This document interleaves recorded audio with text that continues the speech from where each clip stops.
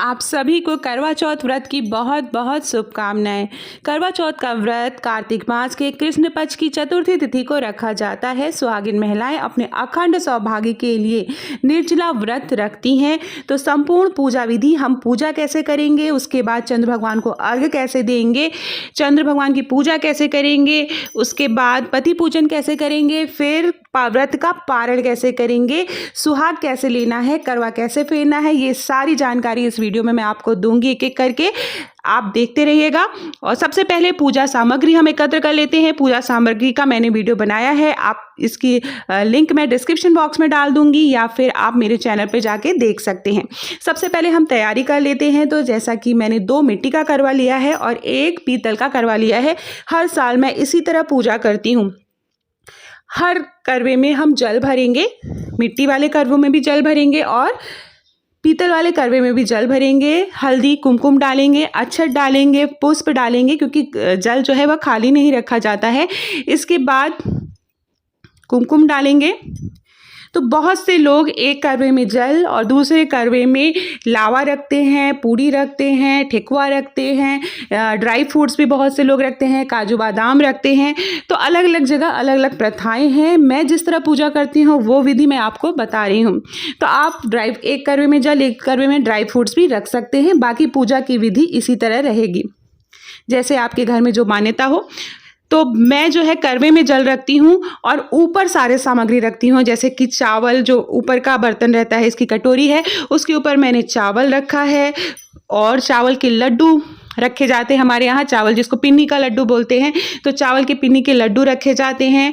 रबड़ी, बतासा रखा जाता है। सिंघाड़ा अगर मिल पाए आपको इस मौसम में तो सिंघाड़ा भी रखा जाता है। तो इस तरह से रबड़ी, गट्टा, बताशे जो है ये सारी चीज़ें हम करवे के ऊपर रखेंगे। इस तरह से करवे के ऊपर जो पात्र होता है उसके ऊपर हम रखेंगे। तो इस तरह से पूजा की तैयारी कर लेनी चाहिए, उसके बाद पूजा करनी चाहिए। तो एक चौकी लेंगे, उस पर लाल या पीले रंग का वस्त्र हम बिछाएंगे, साफ सुथरा वस्त्र बिछाएंगे और उस स्थान को हम पवित्र करेंगे। गंगा जल से आचमनी करेंगे, खुद को पवित्र करेंगे। उसके बाद सबसे पहले ये इस तरह की जो है फोटो मार्केट में मिलती है, तो उसको स्थापित करेंगे। फोटो न मिल पाए तो आप नेट से निकाल सकते हैं या फिर प्रतिमा बना सकते हैं, या शिव परिवार की फोटो भी आप रख सकते हैं। तो इस फोटो में शिव परिवार की फोटो रहती है, गणेश भगवान जी, शंकर भगवान जी, माँ पार्वती और कार्तिकेय जी की पूजा की जाती है। फिर हम कलश स्थापना करेंगे, चावल से अष्टदल कमल बनाएंगे और वहां पे कलश स्थापना करेंगे। अब हम करवों को स्थापित करेंगे। तो करवों को स्थापित करने से पहले जहां पर आप करवे रखेंगे वहां पर हमें थोड़ा सा चावल का ढेर बनाना है। पीतल के करवे को हम अर्घ देने के लिए यूज करेंगे और जो मिट्टी के करवे हैं उनको हम पूजा में स्थापित करेंगे। तो इस तरह से दोनों करवों को हमें स्थापित करना है और जो टोटी का मुख है वो दाईं तरफ रखना है, याद रखिएगा। और जब आप पूजा करें तो पूजा हमेशा पूर्व दिशा में मुख करके करनी चाहिए। दक्षिण दिशा में ना तो आप पूजा स्थापित करें और ना ही आपका मुख होना चाहिए। तो पूरा पश्चिम की दिशा आप देख सकते हैं, उस दिशा में ही हमें पूजा करनी चाहिए। उसके बाद हम सरई लगाएंगे। तो हमारे यहाँ इधर पूर्वांचल में इस तरह की सरई मिलती है, इस तरह की सीकी होती है। तो 4-4 की सीकी हम लगाएंगे। बहुत से लोग 7 सीकी भी लगाते हैं, मैं 4 लगाती हूँ, चौथ का व्रत है तो 4-4 सीकी इस तरह से हम लगाएंगे। फिर जो कलश हमने स्थापित किए हैं या जो करवे स्थापित किए हैं उनको भी हम गंगा जल से पवित्र करेंगे। उसके बाद हम जो है कलश जो हमने रखा है और जो फोटो स्थापित की है वहाँ पे भी हम गंगा जल से उसको पवित्र करेंगे। उसके बाद सर्वप्रथम हम गणेश भगवान जी को टीका लगाएंगे, हल्दी कुमकुम लगाएंगे, भगवान शिव को लगाएंगे, वहाँ शिवलिंग बनी होती है फोटो वहाँ लगाएंगे, चौथ माता को लगाएंगे, करवों पे हम हल्दी कुमकुम लगाएंगे। तो सच्चे मन से भगवान को याद करते हुए हमें पूजा करनी है। कोई सामान ना मिल पाए तो उसके लिए परेशान मत हो। जैसे सीकी बहुत जगह नहीं मिलती है, ये जो सरई है वो नहीं मिलती है, तो कोई बात नहीं, नहीं लगाएंगे। तो इस तरह से सुपारी जरूर, जो पात्र है उसमें सुपारी जरूर रखें, एक एक सुपारी रखेंगे। और जो पीतल का करवा वहाँ पे भी एक सुपारी रखेंगे। उसके बाद भगवान गणेश को दुर्वा चढ़ाएंगे, जनेऊ चढ़ाएंगे। तो चूंकि फोटो में सारी प्रतिमाएं बनी होती हैं तो वहीं पर हम पूजा करेंगे। बहुत से लोग अलग से गणेश भगवान जी हल्दी के स्थापित करते हैं और माँ गौरी स्थापित करते हैं। मैं फोटो में ही सरल तरीके से जो पूजा हो सकती है मैं वो विधि बता रही हूँ, आसान तरीके से। उसके बाद पुष्प अर्पित करेंगे, इस तरह से माला चढ़ाएंगे भगवान को।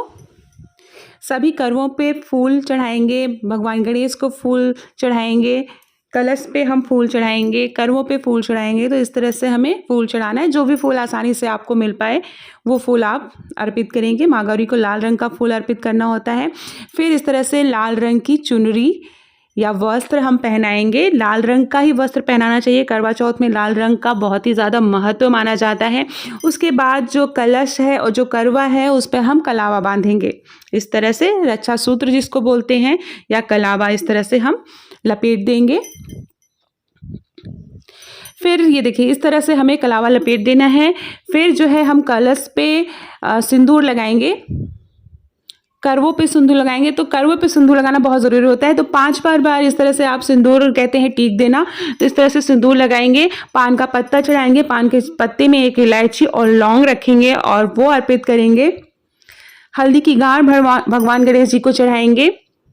फिर हम दीपक जलाएंगे। तो जो कलश स्थापित किया हमने उस पर दीपक जलाएंगे। बहुत से लोग पहले ही दीपक जला देते हैं, लेकिन जो सही तरीका है, सबसे पहले हम पुष्प अर्पित करते हैं, हल्दी कुमकुम लगाते हैं, पुष्प अर्पित करते हैं, वस्त्र पहनाते हैं, उसके बाद ही हमें दीपक जलाना चाहिए। तो आपके यहाँ जैसे होता है आप देख लीजिएगा। तो इस तरह से धूप बत्ती जलाएंगे।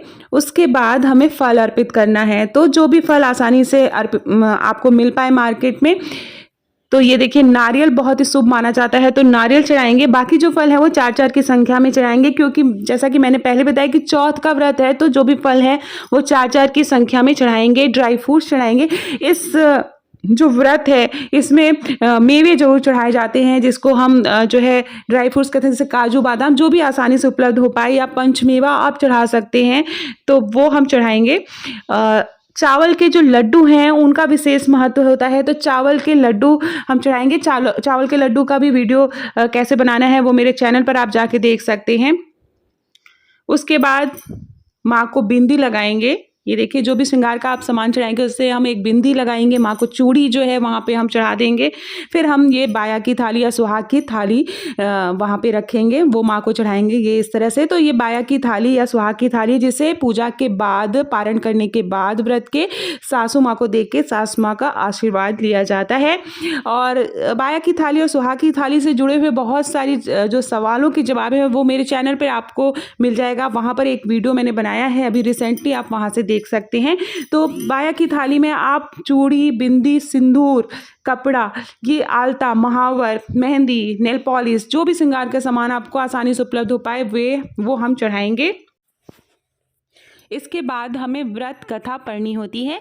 फिर हम सुहाग लेंगे और करवा फेरेंगे। तो ये मैं आगे बताऊंगी कैसे करवा फेरते हैं अकेले आप। तो सबसे पहले हम व्रत कथा पढ़ेंगे। तो साहूकार के बेटे की कथा, 7 बेटों की कथा होती है जिसे पढ़ना होता है। तो वो आप कोई किताब हो वहाँ से पढ़ सकते हैं, या आप जो है इंटरनेट से आप कथा सुन सकते हैं। तो इस तरह से कथा सुनेंगे। हाथ में पुष्प और अक्षत लेंगे। कथा सुनने के बाद पुष्प और अक्षत अर्पित कर देंगे और फिर हमें जो है करवा फेरना होता है।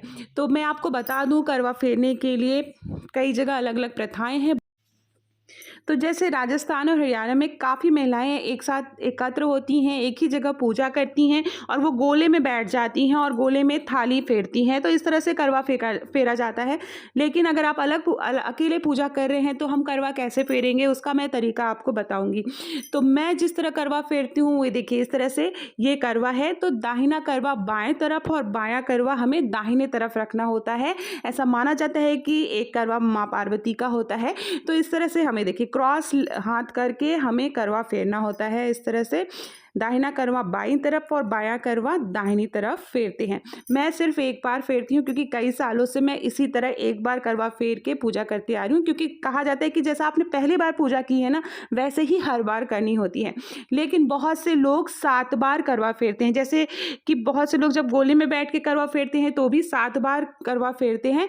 उसके बाद हमें सुहाग लेना रहता है। तो इस तरह से सुहाग मैं कैसे लेती हूँ, 7 बार सिंदूर जो है माँ को चढ़ाती हूँ, गौरी माँ को। और ये देखिए सिंदूरा अपना जरूर लें, जो शादी का सिंदूरा होता है उसी से सुहाग चढ़ाना रहता है। उसके बाद फिर हाथ धो लें और फिर माँ से 7 बार अपनी मांग में सिंदूर इस तरह से भरेंगे 7 बार हमें भरना है। तो बहुत से लोग पूछते हैं कि सुहाग कैसे लेते हैं। बहुत से लोग 5 बार सिंदूर चढ़ाते हैं और 5 बार सुहाग लेते हैं। लेकिन याद रखिए, जब आप सुहाग लें तो वापस माँ को सिंदूर जरूर चढ़ाएं। तो इस तरह से पूरी सुहाग लेने की प्रक्रिया पूरी होती है। इसके बाद हाथ धो लें और फिर से माँ गौरा को आप 7 बार सुहाग, देखिए इस तरह से हाथ धो लेना है।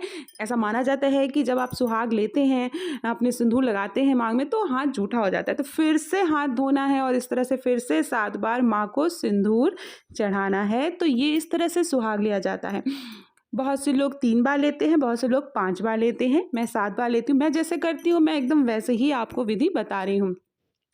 उसके बाद इस तरह से हाथ में पुष्प लेंगे, भजन कीर्तन करेंगे। आप भजन कीर्तन कर सकते हैं, करवा चौथ के गाने गा सकते हैं, आप जो है नेट से देख सकते हैं, वहाँ से गाने गा सकते हैं। उसके बाद हमें अंत में क्षमा प्रार्थना करनी है। इस तरह से हाथ जोड़ के माँ से विनती करनी है कि हमारा सुहाग बनाए रखिएगा और हमसे कोई भी भूल चूक हुई हो तो हमें माफ़ करिएगा माँ, कोई भी गलती हो गई हो तो उसे माफ़ करिएगा।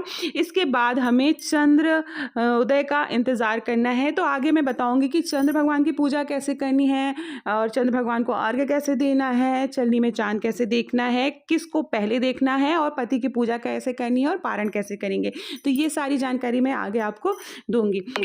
अब जो पीतल का करवा हमने रखा था, उससे हमें चंद्र भगवान को अर्घ्य देना है, तो पूजा में रखेंगे। तो आपको चंद्र भगवान की पूजा दिखे इस तरह से, जैसे चंद्रोदय होगा तो चंद्र भगवान को चलनी में पहले देखना है और अभी पति को नहीं देखना है, अभी चंद्र भगवान को देखेंगे चलनी में। उसके बाद चंद्र भगवान की हम पूजा करेंगे। इस तरह से एक थाली ले लेंगे, गोल आकृति बनाएंगे, उस पे हम जो है चंदन चढ़ाएंगे, सफेद चंदन अगर मिल पाए, वस्त्र चढ़ाएंगे, पीले या सफेद रंग का वस्त्र आप चढ़ा सकते हैं, हल्दी कुमकुम अक्षत चढ़ाएंगे, फल चढ़ाएंगे, जो भी मिठाई आप भोग में आपने बनाई है सफेद रंग की मिठाई चढ़ाएंगे, दीपक जलाएंगे। तो इस तरह से भगवान की हमें पूजा करनी है और उसके बाद हमें अर्घ देना है। तो अर्घ देने का देखिए तरीका ये होता है कि इस तरह से अर्घ दिया जाता है, लेकिन हमारे यहाँ अर्घ देने का तरीका थोड़ा अलग है।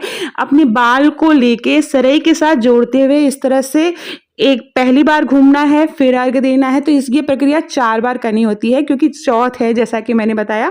तो इस तरह से हाथ में बाल गीला करते हुए सरई एक साथ में लेके इस तरह से हमें 4 बार फेरा करना है और 4 बार भगवान को अर्घ देना है। फाइनली जब चौथे बार आप अर्घ दें तो पूरा जो जल है वो भगवान को अर्पित कर दें। आप चाहें तो जल को किसी पात्र में एकत्र कर लें और फिर बाद में साफ सुथरी जगह आप उस जल को डाल सकते हैं।